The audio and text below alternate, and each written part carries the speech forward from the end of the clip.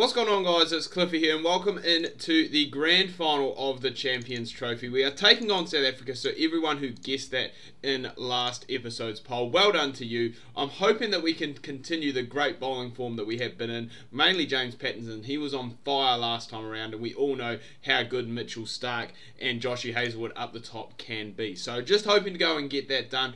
We did win the toss, did elect to bowl first. I think, just heading into the final, it is nice to go and have, I guess, a brief idea of what you are chasing down.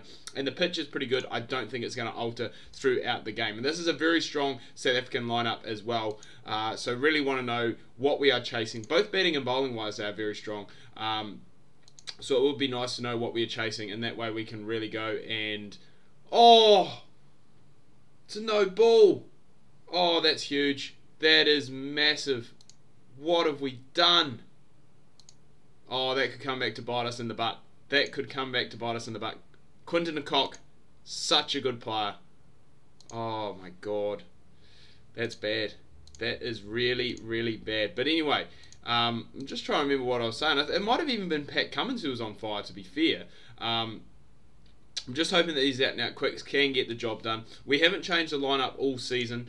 We did bring Quinton in for that one game to play in place of Mitchell Starc, but Starc did regain his place come at the knockout stages, and we will just be hoping just to try and, at the moment, restrict, because the South Africans going along quite nicely. De Villiers is striking at over 100, and de Kock has slowed down a little bit. He's going at just a tad over 50 in his strike rate. Remember, he was... well, caught, I guess, off a no ball when he was on only about 16 or so.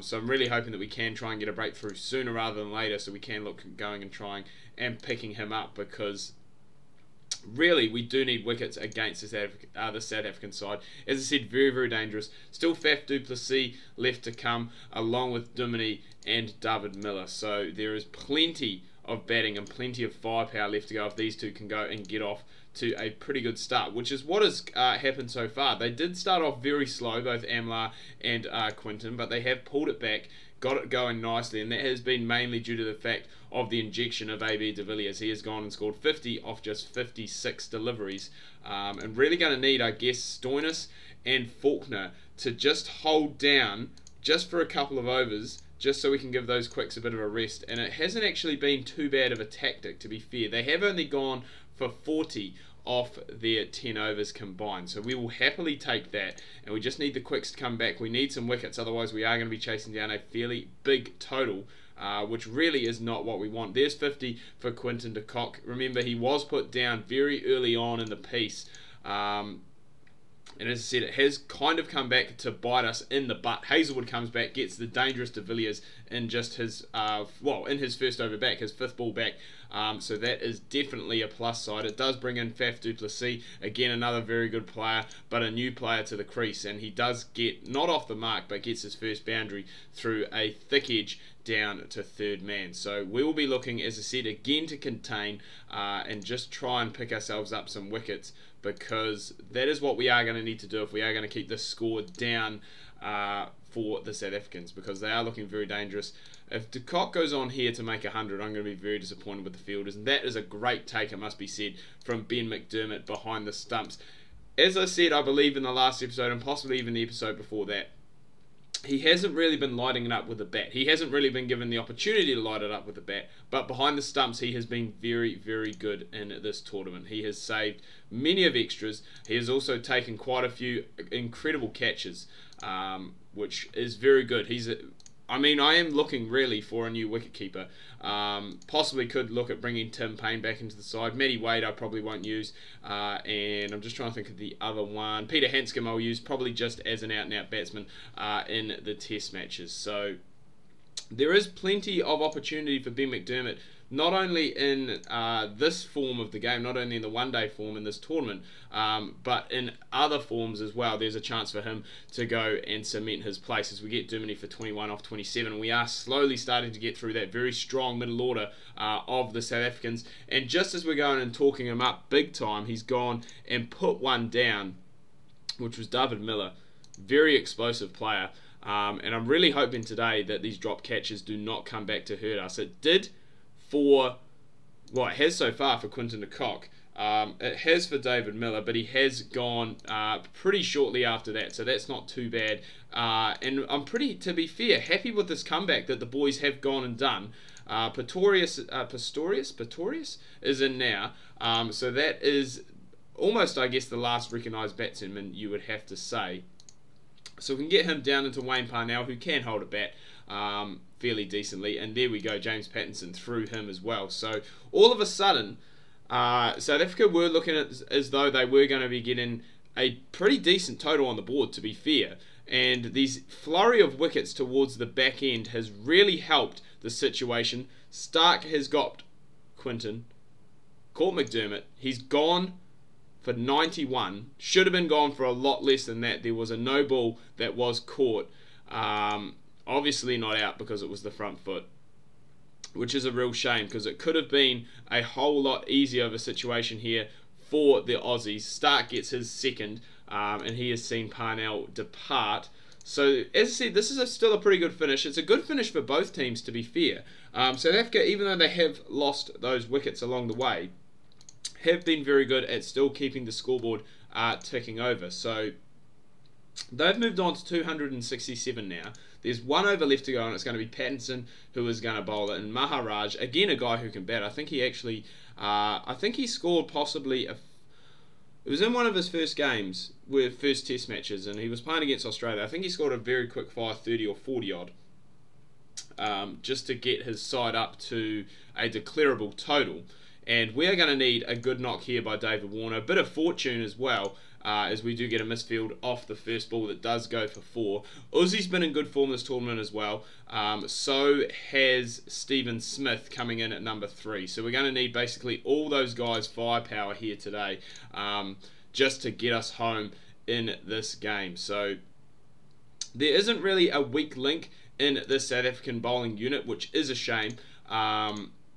Possibly the spinners. There are 2 spinners in the side. The ball isn't turning a lot today, so potentially we can use that to our advantage and look to try and get things going. So Tahir is the first of those spinners to come in, and as I said, hopefully him and Maharaj are the players that we can go and target and possibly try and pick up for some easy runs and get, I guess, back on top, because heading in before this over, we were really struggling. We've lifted that run rate up to 4.2 now, and Uzi Khawaja does need to probably pick up that strike rate just a little bit. It's just under 50 at the moment, but still plenty of time left to go, and he is looking to play, I'd say, more of the anchor innings in this game, looking to bat through deep, whereas Warner's going out and he is being aggressive, as we love to see, and just picking up those runs at a good rate. But Khawaja won't be batting a long time because he has gone and edged one to Quinton, and he's gone for 22 off just 39 deliveries, strike rate of 56,